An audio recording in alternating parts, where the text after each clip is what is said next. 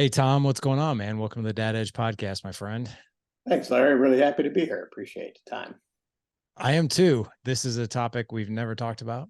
And to be quite honest, I don't know if we ever would have. So this is a very unique topic. Your book, Root. Uh, we're going to get to that and we're going to get to some of the stories in that. But I would just love for the listeners to know this book actually started out with your childhood. So I would love to hear what it was like for you growing up, and you had quite a relationship with your own father. I did indeed, and he was, kind of a great role model. And some of the stories in this book kind of detail that. But essentially, I grew up in the south suburbs of Chicago. Moved to a little town of Flossmoor when I was 6, and there my dad took us. He was our baseball coach, which is often the case, but only for the very beginning years. So he would took there. I had 6 brothers and a sister, and so there was only he didn't follow any one of us through the programs, but rather just coached every one of us in our rookie year. And it was a very interesting approach, and that relayed parlayed with the fact that he took us to a lot of professional sporting events as well. So he was a big fan of Chicago sports, and so we often found ourselves in Chicago White Sox, Blackhawks, Bears football games, rooting for the home team, as we say. Cubs? I didn't hear the Cubs in there. No, well, we get to that in the book too. But Yeah. well, as a St. Louis resident, you can appreciate that maybe the Cubs were not my favorite. Yeah. Yeah, we oh my gosh, it's interesting when we go to Cub games, or actually I've when I say we, my family hasn't been to any Cub games yet. I've been to one, and I was like, man, these two teams are ruthless. The Yeah, Cardinals and the Cubs yeah, against each other. So but you know, six brothers, yeah, and six one brothers. sister, yeah, and so it was a big family, very competitive. Yeah. Played a lot of sporting events, and so it was not just organized sports as you can imagine. My dad built us a little ball field in the backyard. And we when we first moved into our home, there was no neighbor, and so we had like an extra yard. It was a perfect left field for our baseball games, and eventually we wore out the home plate area so bad. And my dad was also pretty fanatical about his lawn, so he decided to stop fighting us, and he actually bought this patch of what they called chem grass, which was this plastic grass for the home plate area.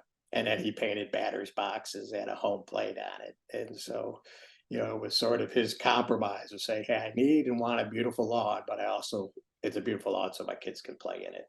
And so it turned out to be one of the coolest things, as you can imagine, 100%. for 7 to 10-year-olds playing in a backyard that had that kind of home plate area. So where were you at in the mix as far as one of six, and what were the age ranges? I was right in the middle. So there's 3 older and 3 younger. And the oldest is, I think, 7 years older than me. And then the youngest is 9. So 15 years roughly separates all of us. Wow. Yeah. And where was your sister at in the mix of all this? She was born first, so she was the queen. Yeah. So she had quite an upbringing herself as well, as you can imagine. So you said three older and three younger. So Yeah, you so mentioned, I needed to correct you. It was 7 total, so yeah. 5 brothers and 1 sister. Yeah, yeah. Wow. Okay. Wow. Unreal. Well, I in our was, neighborhood, though, that's what it was. yeah. I think we did the number once, and we had a block that had 15 houses on it, but there was like 60 kids. Jeez. On a single block, Yeah. and it made for great baseball games and kick the can and kickball and home run derbies, and there was always kids laying around that would want to go outside and play. So wait a second. You just didn't hang out on your phones as No, no Nintendo in the basements either. It yeah. was, roughly like mom just saying, "Get the hell out of the house," and Yep. and then occasional broken windows from stray baseballs and such. But that was a small price to pay, I think, for my parents. Yeah, that was my childhood as well. Was, Nintendo didn't come until later on, until I was older. And even when we had it, we still preferred to play outside. We always were playing wiffle ball and soccer, and street hockey, and we'd have to, move the goals when cars would come and all that good stuff. But I mean, we would literally we would go outside at 10, 11 o'clock in the morning. And the rule was, come home for lunch if you're hungry, be home by dinner. And as soon as the street lights come on, that's when you head home. Yeah. There were no cell phones, no nothing. And I'll tell you, man, even my oldest is 17, and he says that he envies the generation that we had. Like, because I look around, like he and I will go to even to sporting events, right? I mean, this whole podcast is going to be on, sharing time at sporting events. And you'll see people sitting next to each other, kids or siblings or friends or married people or whatever, and they're on their phone, like not even watching the game, not even conversing with each other. They're on their device. And I'm like, man, like we just didn't have that. Like I told my oldest, I was like, when we would hang out as friends, it wasn't all of us shoulder to shoulder on phones. We had no phones. We actually had to talk to each other. So, and I loved having that childhood. What were obviously you shared some really cool things about your own yard, but growing up with that type of dynamic, and I know your dad also coached some of your little league, is that correct? Yeah, he did, and it Yeah. was a very interesting experience. I mean, and just touching a little bit on that outdoor play, we were inventive, Yeah. too. We Had to learned be. how to get along with each other, and we made new games up, and we special rules, and we voted on them, and it was kind of our mini little universe there, and that happened, like you said, whenever the sunlight was out, we'd be out playing, and my dad took it upon himself to get involved in the little league baseball program in Flossmoor, and he however, approached this situation with as many boys as he had very uniquely. I felt. I look back at my personal experiences as a coach, and I kind of followed my kids through the program as they grew older. I moved up, coaching, managing, and helping out best I could. But my dad stayed put. And so it started with my oldest brother, and he coached him for his 2 seasons in what was called the rookie league. And that was kind of a 7 and 8 year old thing. And then instead of moving up, he waited because his next son was coming through.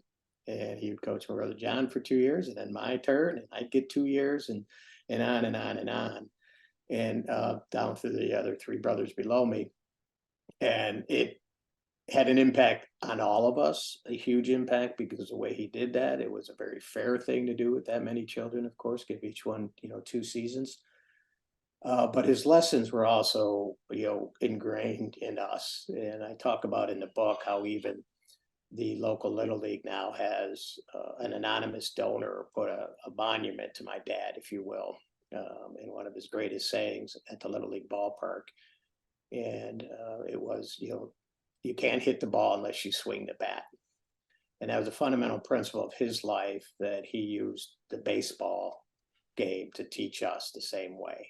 As a metaphor, of course, that has long lasting impact. Now, my children, my nephews, my uncles, their children now all can quote that like a saying from Moses, you can't hit the ball unless you swing the bat. And it went beyond our family too, though. And obviously, this anonymous donor that decided to put this memorial keepsake at the Little League ballpark.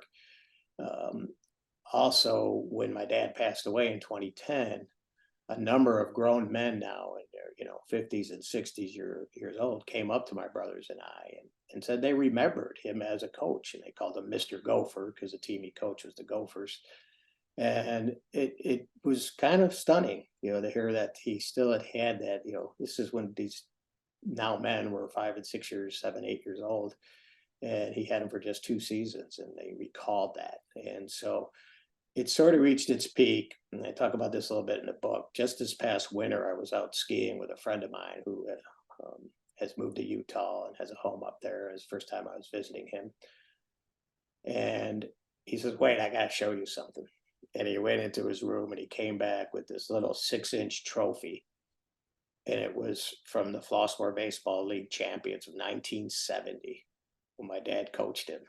He says, "It's the only trophy I kept." It's literally a 6-inch, piece of metal. And yet it meant so much to him, my friend Bart there, that he kept that. And once again, when he brought that out, I was just about finishing this book, and it just kind of crushed me, and to think about that impact he made through coaching baseball. Wow. Yeah, so you can't hit unless you take a swing, right? Yeah. That's an incredible life lesson, of being willing to try and fail, right?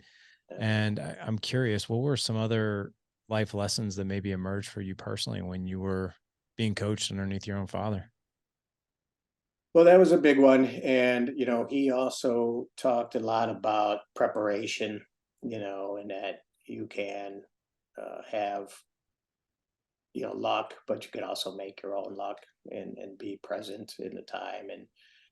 And if you just show up, you're going to be okay. But if you actually prepare for an event, and one of his grandkids talked about that swing the bat quote. And he says, it's just a guiding northern light for us. It's a principle of, like, taking risk, and also enjoying the moment, and saying the word yes, to experiences. And, that parlayed down to me going to some of these championship games where I could have been, no, I don't want to fly to Houston, and it's going to cost them extra money, and I don't know if I got the time. And next thing you know, my brother and I are on an airplane, and we're watching the Chicago White Sox win their first World Series in 70, 80 years, in person. And it was because I said yes, and I took that risk. And that's really what my dad was a big, he was an entrepreneur. He had a family business that he has subsequently turned over to the family, my brothers and such. And it was because he took risk, and he, was entrepreneurial in nature. And those were all kind of life lessons that he's passed on to us. But it all boiled down to that one sentence, you can't hit the ball unless you swing the bat. That is true for so many things in life, and it's really cool that you got to learn that with your dad. You talk about conversations that you had, sharing time with him through sports. Were there one or two that just really stood out to you that are still in that memory bank today? He, uh, we would talk about the guys he really liked in sports, and one thing I touch on in the book is that going to the game with your parents, your father, your mother, or your son or daughter, gives you this common language where you could start to talk. And so I might have my modern day heroes that were playing the game when I'm, in that 12 to 14-year-old, very impressionable age. And we would talk about players that he liked back then. So one of the White Sox players he loved was Nellie Fox. And I didn't know Nellie Fox because he wasn't playing, in my lifetime. But I researched him, and I found out, oh, he was this gritty little guy that got in there and did anything he could to win the game. And, those were the type of players that my dad would always talk about. He doesn't play the game like Nellie Fox played the game. I mean, it sounds a little bit generational now, but at the same time, it gave, me this impression of what this sports can do and mean in your lives. And as I said, it just really, we could now go home, after the game, and be maybe just him and me in the car. The other experience I had was at the Blackhawks Stanley Cup game. And this was the Game 7 experience I talk about in the book. It happened in 1971. I was 10. My all-time favorite sport was hockey, and here my dad was taking me to a Game 7 Stanley Cup championship game. And going to the game, I said to him, back then you could actually jump on the ice, enjoy the team if they won the Stanley Cup. And if you look back at old films of, the 70s Stanley Cup championships, the fans are running out there with the players and the cup, and it's quite an event. So going down, I said to my dad, hey, is it okay if when they win, if I jump on the ice? I got it all figured out. I know how to do it. I can, hop over the plexiglass at the penalty box. It's a little shorter. And he looked at me like, well, this kid kind of thought it out, but then he says, let's win the game first. And it lasted with me mainly because the Hawks didn't win. But his answer was good on so many levels, in that it said to me first, let's win the game first. You got to take care of business first. And, don't count your chickens before they hatched. And it also, he didn't have to say no to me on the spot, then, really disappoint me and bring me into that game already mad that I couldn't jump on the ice. And so those are just, tender moments, if you will, in a father-son relationship that usually happen one-on-one, just one man to his son or his daughter, because I've had similar conversations with my daughters and taking them to games, coaching them, visiting with them about it. It gives you a chance to talk about what's happening on the field.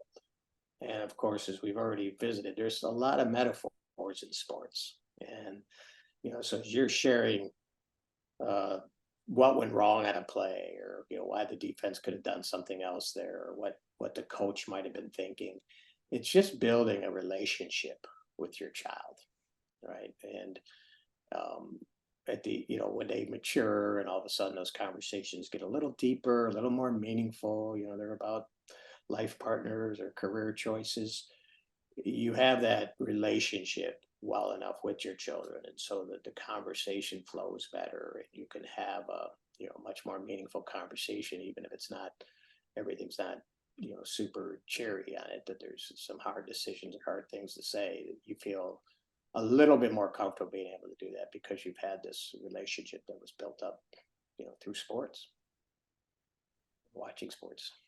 Do you think that there's something about sitting side by side, so shoulder to shoulder, enjoying an event, talking about the things that are emerging obviously at the event, but also there's a level of comfort that you're there for the same purpose, watching the same thing. And quite frankly, there might be some things that are said during that time that deepen the relationship, that give it more roots, and maybe even some conversations that would have never have happened at all had you not been sitting shoulder to shoulder. No question. And it is that shoulder to shoulder. Sometimes it's that car drive down to the game. My dad used to love getting us in the car solo for those conversations. But those happen automatically under the guise of we're going to the game, right? And so you, as a young child, may not put a whole lot of resistance to sitting alone in the car with dad because you're going to the game. And then at the game, a lot can happen. The group in front of you might be having a conversation that's inappropriate for your ears, as a young child.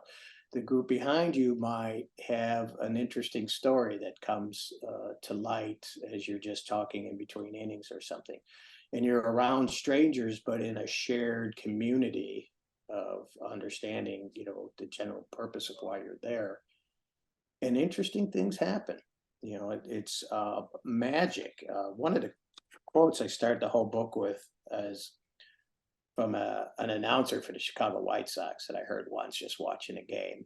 And it's Jason Benetti, who happened to go to the same high school I went to. And he says, "There are untold riches in the depths of this game." And it just resonated with me because of those experiences I've had in the game, whether it's my father sitting next to me and a conversation comes up that I didn't expect to get into because of what a fan did or what we just saw, or something that happened in school that week to me that I just thought, well, if I just share it out here in the middle of this ballpark, it's almost a religious element to a stadium. It's like, oh, I can share it in here and it's gonna stay here. And I think those things happen all the time, and that's a big part of why I took my children to these games and had them. Oftentimes we went together as a family, and sometimes it was just me and one of them. And How many kids do you have?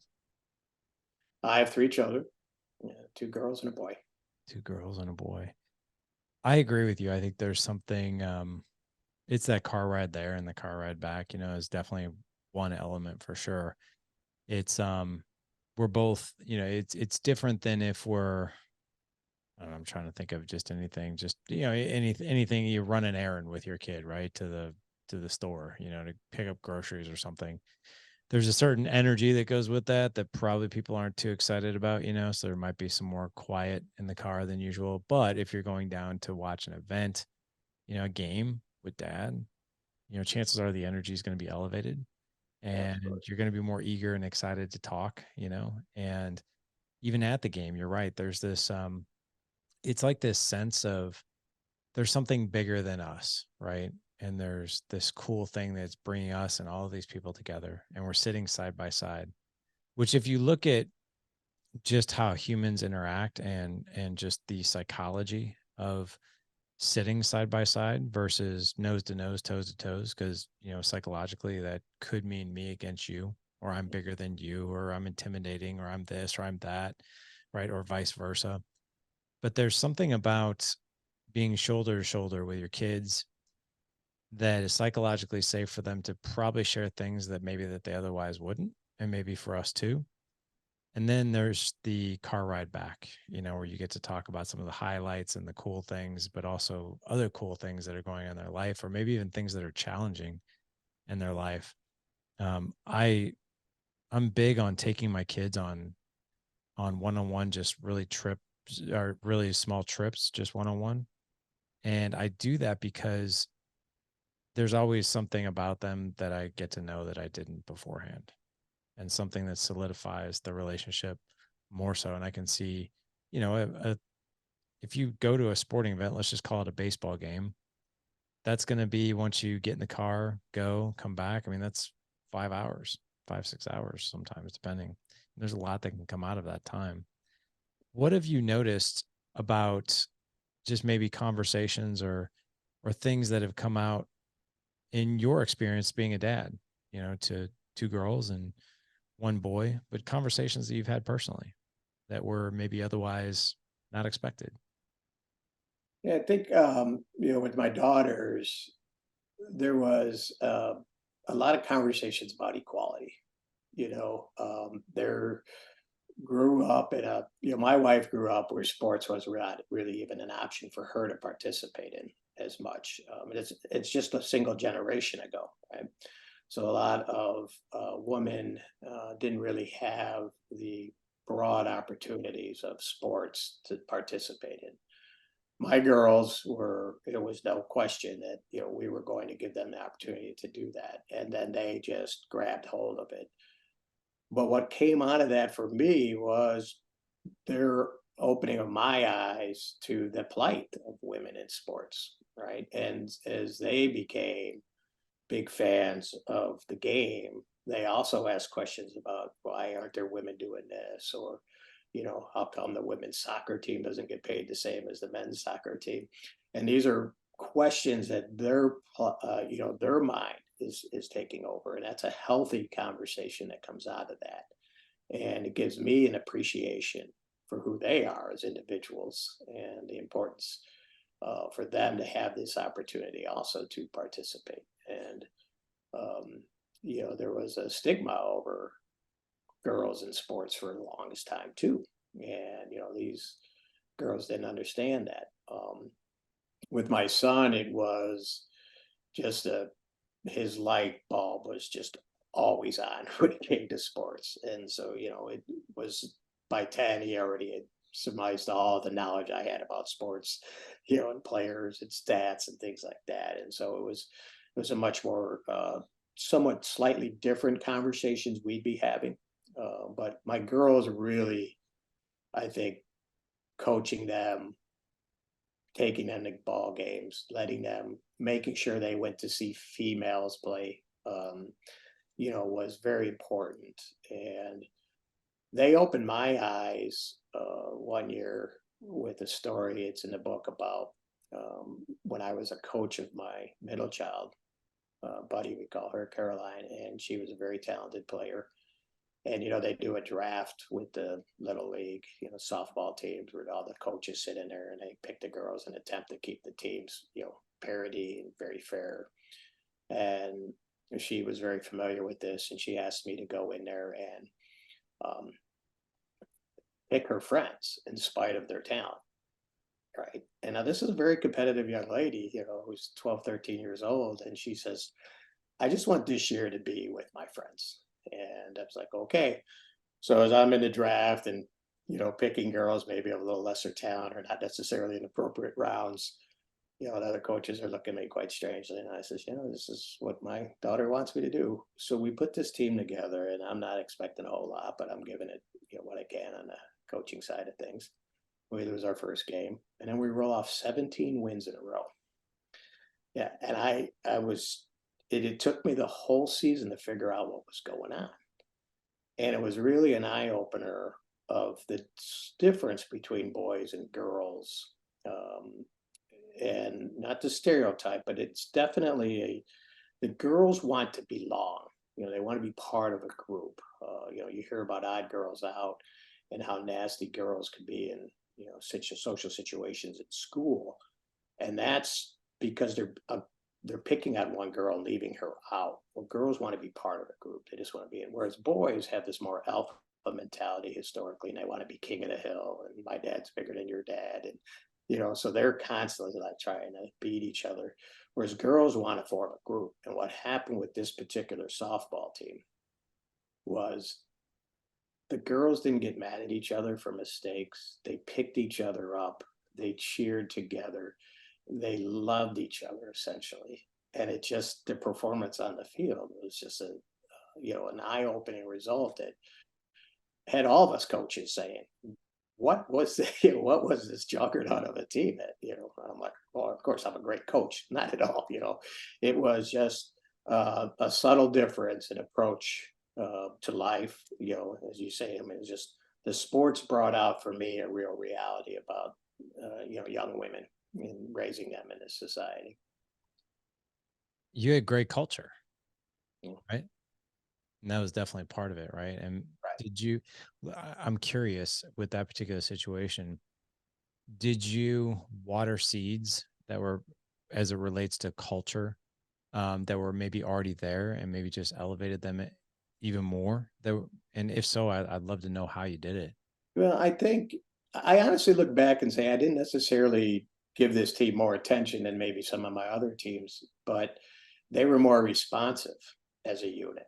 And I coached a girls basketball team that I had a very similar relationship with years later, and it was they were willing to learn as a group, and those that were maybe not picking it up as quickly, the other girls brought them aboard, so they helped me coach those girls up, if you will. And I think that um, just that general attitude of the team as a unit was remarkable to see. And I saw that much more coaching girls teams than boys teams, to be honest. And I think that was also, in business, I've applied that as well. And you find very similar, um, you know, like I said, I don't mean to stereotype. I don't want to get caught up in that because everybody is their own individual person. But for the most part, you can find that there are subtle differences, and that was one that really opened up for me by coaching that team.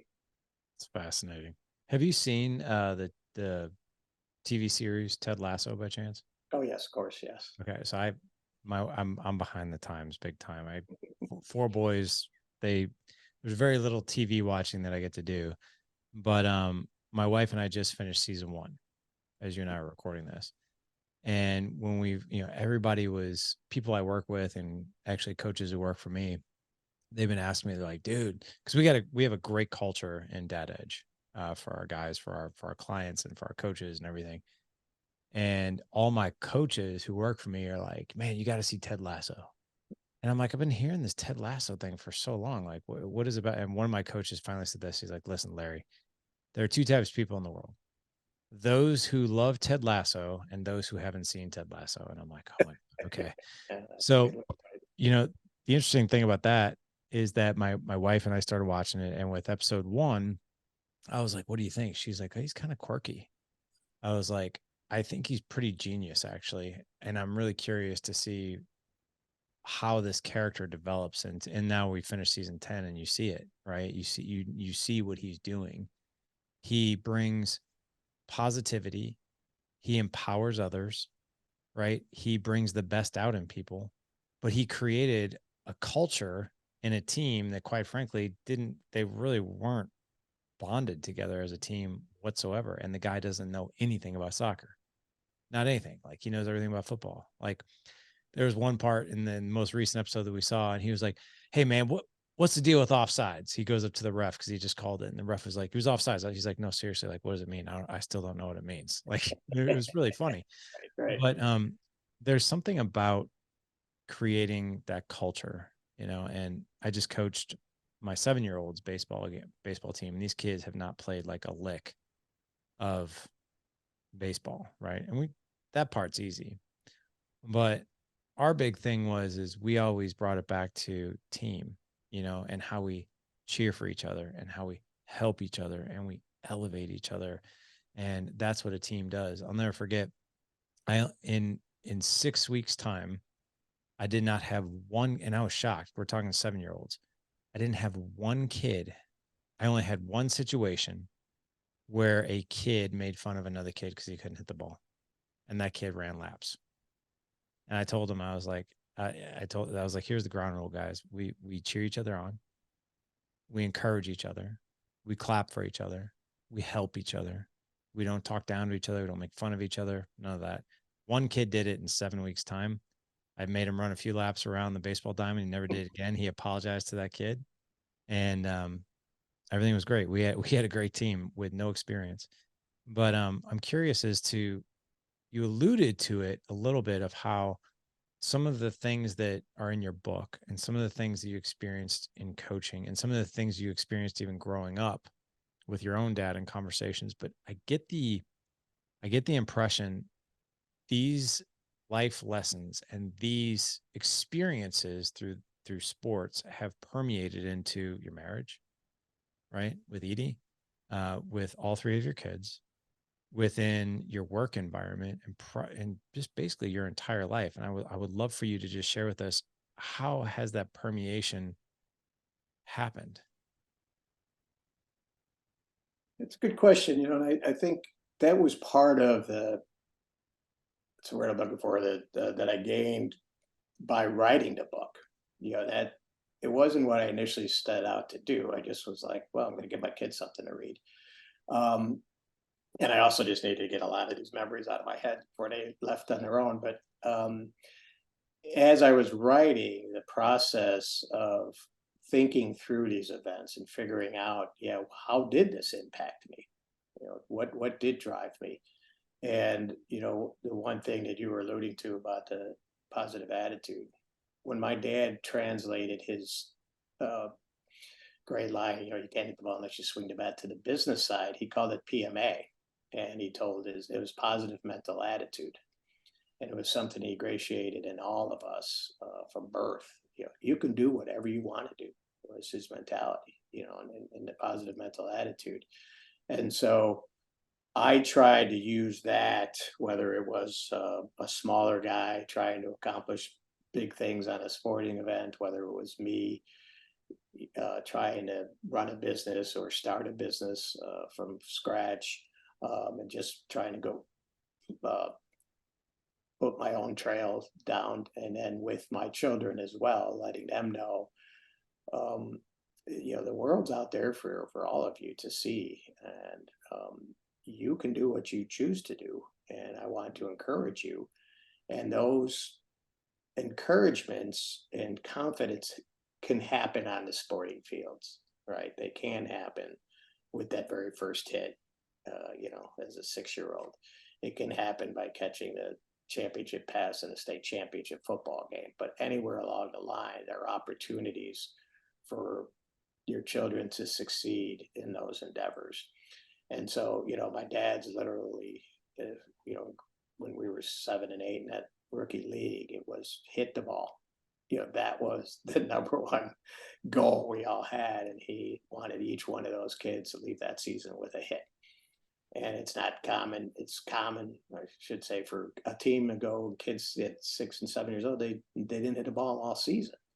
And so by that one simple, small step, all of a sudden made lifelong learners, because the confidence that he built up in them by reassuring them, first off, you're not going to hit this ball unless you swing the bat.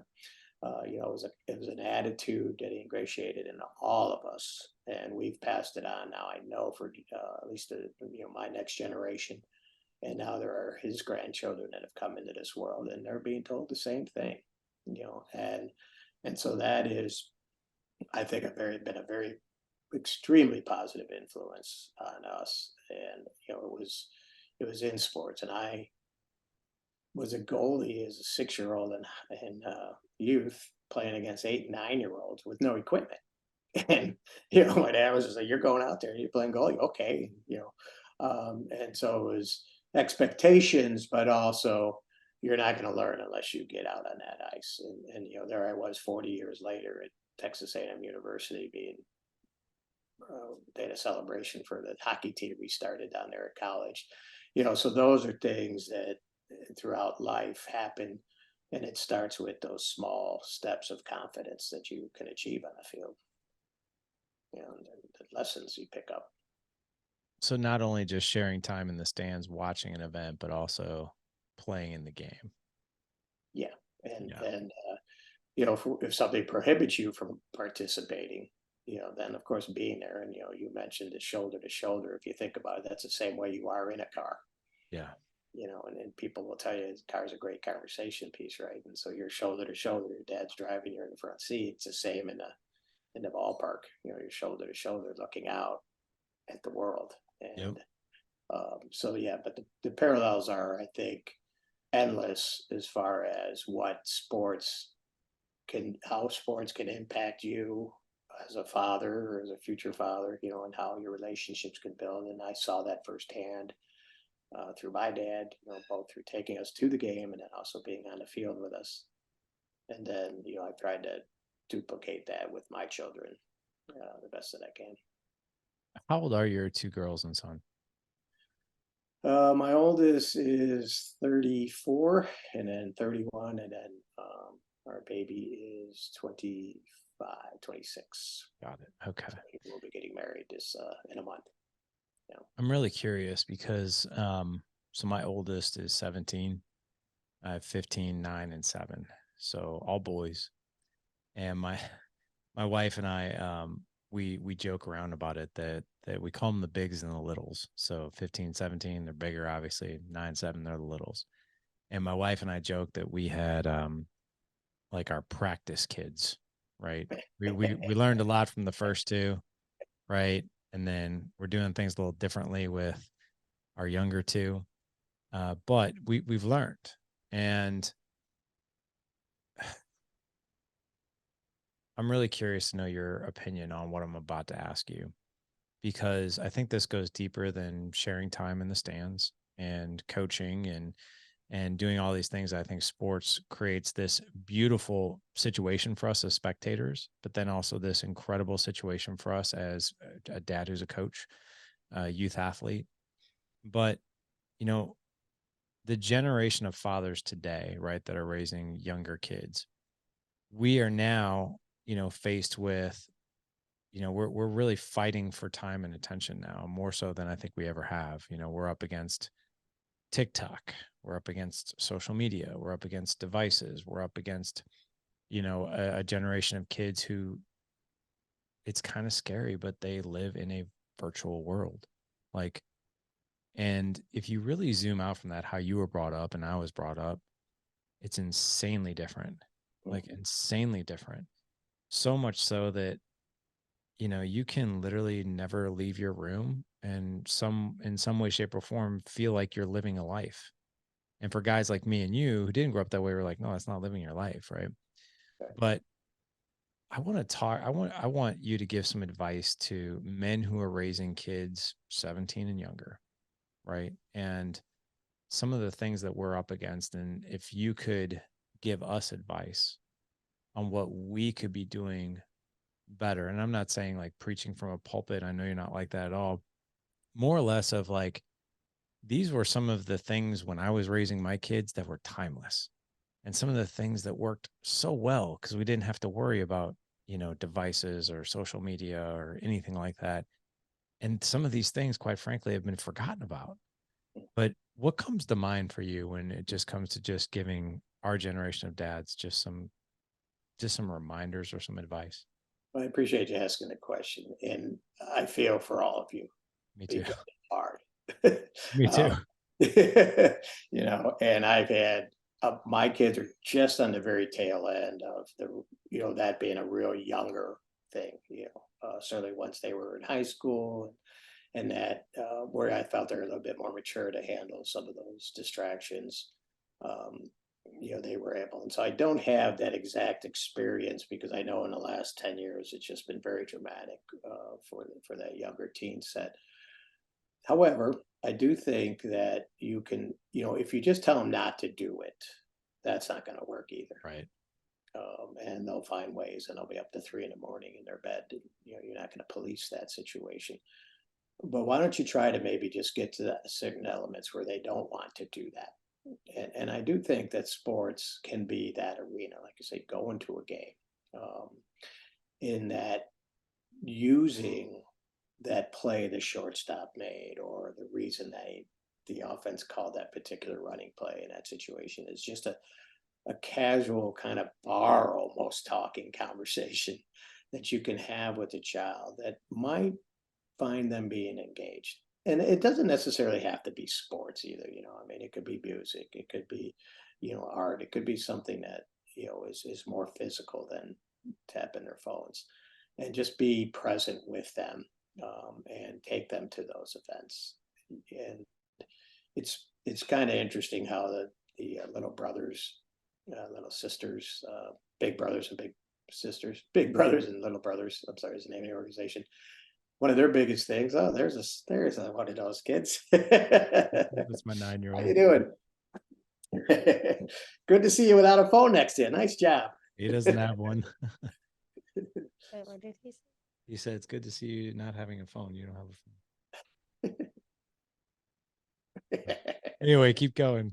No, so I think that I always just tried to be present in their lives, and I do think that becomes ever more challenging when they have such distractions. And so, if you can arrange for opportunities to fish, to go out but a ball game usually allows enough distractions, enough going on.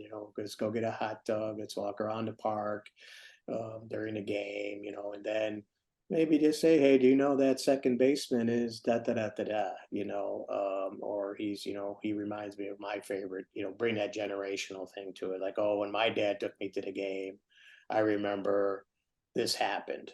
And, those are all stories that when I wrote this book, my son read it and he says, if you sell a single copy of his dad, it doesn't matter. You've left us this book.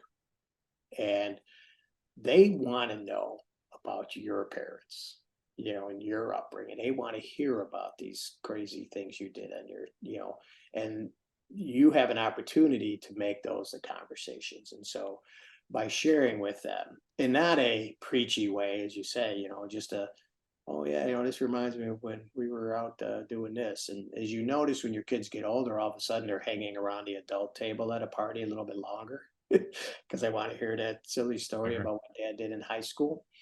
And so share some of those. Obviously, some you may not be able to, but it's being at an age appropriate. But share those stories. And I just found at the game, on the way to the game, on the way home from the game, is a little bit easier place to share those stories.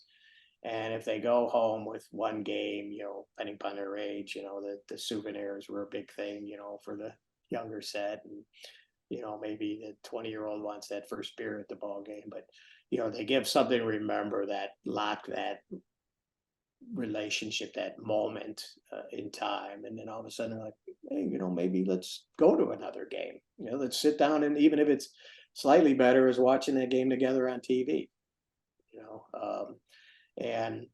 and I did a lot of that with my sons, particularly for those big championship moments, which we don't have a lot in Chicago, but those few that we did were memorable.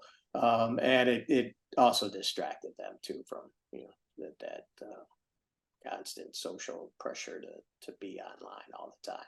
Yeah. I guess that's the best advice I can do is try to distract them without saying, put the phone down, I'm going to do this, we're going to do this together. It's like, hey, how about we go to the game tomorrow? Yeah. Yeah. Man, I love that. That's really cool. And the other thing too is you were raised by a dad who did these things with you, and you've repeated history, and I'm sure your two daughters and your son will most likely do the same. And they'll probably be sharing stories of, my dad used to do this with me. His dad used to do this with him. And it becomes like this, more or less like this generational bond, of really high point moments. It's interesting. I've taken my kids out to eat more than I can count. Right. And a lot of them will run together, but the times where we've attended an event together, where we're sharing in something together, whether that be, we do like to hit up professional games. We have a tradition as a family that we pick a college every year and we go watch a college football game as a family. Excellent. And, but our big thing too is concerts. Like we do see a lot of concerts together. I'm taking my oldest to go see Andy Grammer tomorrow night. Excellent. And we're going to meet him too, which is kind of cool. But very, very cool. Yeah. yeah, but I think it's, you look back on your childhood or even as a father, and you look back on their childhood, and there's like these blips that really stick out, of high point moments where, you did something exciting together. You had great conversation and a great time. And quite frankly, usually those are accompanied by exactly what you're talking about today. So, I mean, it's one of the simplest things I think for us to remember in a busy, fast paced world, but something we could easily implement more of. But I want to make sure the audience can find your book, which is called Root, Root, Root, which, by the way, is a fantastic book. Where can they find that? Where can they find you if they want more? Oh, great. I appreciate the opportunity. If they would like an autographed copy of the book, they can buy it directly from our website. And all those orders come with an autograph. And if you let us know who it's dedicated to, I'll be happy to. And it's root.book.com. The book again is Root for the home teams. And if you prefer an audiobook, it's available on all those sources, including through Amazon on the audio Audible, and you can also order from there. But if you love your local bookstore, and I encourage you to just walk in there and say, "Hey, can you special order Root for the home teams by Tom Dobrez?" They should be able to get you a copy. That's awesome, man. Did you come up with the title yourself? I did, and of course, the I like song it. has a Yeah, long history in Chicago. of course. Yeah, and I changed it to home teams because, as I said, I cover each chapter is my relationship with a different Chicago sports team, and then also how those relationships parlayed into my father and my children, and now my son. We were all raised Sox fans, and we've been Sox fans, and my son is marrying a Cub fan. And so Uh-oh. the final chapter is, my acceptance of that, and Yeah. I big, and the just the whole idea of, well, why did that anti-Cub sentiment exist in me was something I explored as well, and then how sports can also have some negative impacts, but Sure. but just going back, my dad took me to something you said. My dad took me to a lot of sporting events. What my mom took me to? What's that? Plays. Yeah. Camelot, and I saw these shows. I sat in the rows like my eyes open, like, oh my God, this is just magical. And and those have meaning, and those have symbols, and those have stories to tell that on the ride home you can share, discuss, and say, well, why did the Jets hate the Sharks or whatever, and so there's just it doesn't really matter. Sports is just an easy thing. A lot of dads love sports themselves already, so pass that love on, but include the kids in it. Just make it a thing you're doing with your buddies, and then the same with whatever it may be, the culture, the arts. I've gone to Lollapalooza with my children as well, and it's it's those experiences that are going to make all the difference in the world. That's really cool, man. Well, guys, not to worry. We're going to have all the links in the show notes for you for Tom's book, Root, Root, Root, as well as the website if you want to grab an autographed copy of that as well. It's rootroot.com. And Book.com. I'm sorry, rootbook.com. My apologies. Rootbook.com. We're going to have that in the show notes as well. If you guys head on over to thedadedge.com/Friday 116 for this show, it might be a little bit easier if you remember. We'll have all the information for you there. Again, thedadedge.com/Friday 116. Tom, this was awesome. Thank you for sharing this topic that we've never unpacked in the show's history. And 8.5 years and 1,000+ episodes, but this was really meaningful. And thanks for opening up not only your childhood, but your life and some of the beautiful things that can come out of just sharing time like this. Well, Larry, I really appreciate being here, and just keep swinging the bat. That's right, man. Just keep swinging the bat. All right, gentlemen, that's all we got for today. Enjoy. We'll see you next week. Take care.